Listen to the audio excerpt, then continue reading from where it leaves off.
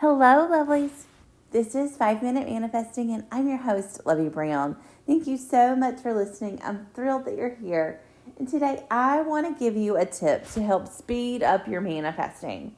So, when we're manifesting anything, it doesn't matter what it is, we follow a few basic steps. Now, some people have, 3 steps in their process, or 4 steps in their process, or 5. It doesn't really matter the amount of steps.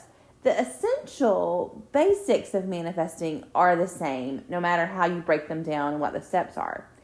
And I think the main step in manifesting, the most important step, they're all important, but I think what we can sometimes not do and sometimes not apply on a regular basis is the focusing step. Now, the focusing step is the step of doing your techniques. It's the making the decision. This is what I'm manifesting. Or this is who I am.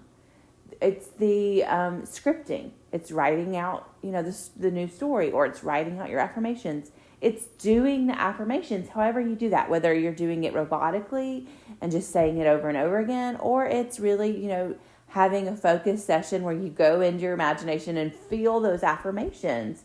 Or it's visualizing, it's taking that scene and just sort of living in that scene for however long you do it, 5 minutes, 10 minutes.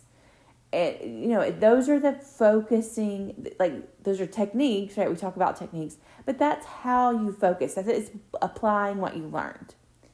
And so the tip, and that's not what I'm talking about today, the tip I want to give you for how to speed up your manifestation is to schedule when you do that. It's actually a couple of tips. Schedule when you're going to do your focusing work. So right after I get up in the morning, right after I wake up, I'm going to do 10 minutes of focusing, or I'm going to do 5 minutes of focusing. Then this is the tip. This is what really helps. You may go ahead and make a decision. After my focusing work is done, I'm going to get up and brush my teeth and get ready for the day. The tip is you plan your focusing work and then you plan the activity afterwards. So you hit your focusing work with whatever technique, with whatever method, and then you do something, you do something else. You go to check your mail. You get started on your day job.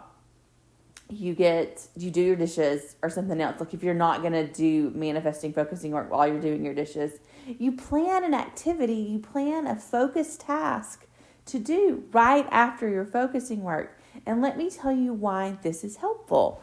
This is helpful because very often right after we do our focusing work, we can, if we don't have something planned, if we don't immediately take action on that thing that we've planned, our minds can kind of wander into is this working? Did I waste my time when I'm doing that focusing work? Should I do more? And there's sort of these just sort of lingering doubts and thoughts. Now, there's nothing wrong with that. Those can be there and your manifestation can still come. But the quicker you can just do your focusing work and then get on to something else, the better for your manifestation. So it's like this, the universe, with your focusing work, the universe, your higher self, God, however you choose to name it, got your instructions, right? You're like the boss. You're the decision maker. And your focusing work is you giving those instructions to your higher self, the universe, God, your employee, right? However you want to look at it. And they get to work on that manifestation. They get to they're gathering everything. They're okay, got the instructions. We're doing it. We're working on it. But as the boss, I don't know if you've ever been in your boss's office and your boss tells you something to do and you're ready to go, get on top of it and do it. But then the boss kind of is well, I don't know, should we do that? Or, what do you think? And there's just sort of some doubts, or they just start talking about other random stuff related to the project, and it delays you getting started on your work. You can't just leave your boss's office and get started because and there's your boss, so you're kind of captive, right? You're not going to leave. Hopefully you do have good boundaries with your boss where you could leave, but, if your boss doesn't just give those instructions and stop and do their own task and focus on their own stuff and would let you leave and go focus on the work, it can get muddled. It can get delayed. And so that's kind of the analogy I wanted to use in this podcast today, is just that like you are giving instructions, you're focusing work, whatever that is, for however long you do it, that's your instructions. And, we really can only stay focused for, a little bit at a time, 5 minutes, 10 minutes, 15 minutes. Now, if you're doing like robotic affirmations where you're just saturating all day, like anytime it comes to your mind, you're doing it more. Okay, that's the technique you're using, and that's fine. Just to make sure that when the other times that you're not saying your robotic affirmations, like if your manifestation comes to mind, you need to be doing those robotic affirmations.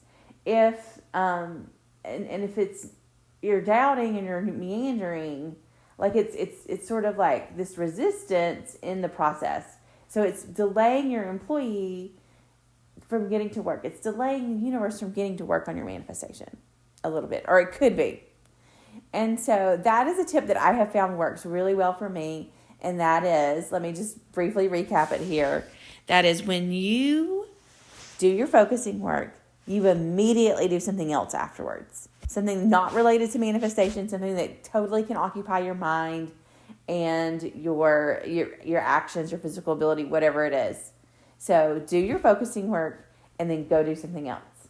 So anyway, that's my tip for speeding up your manifestation, and may you manifest exactly what you want. Thank you so much for listening.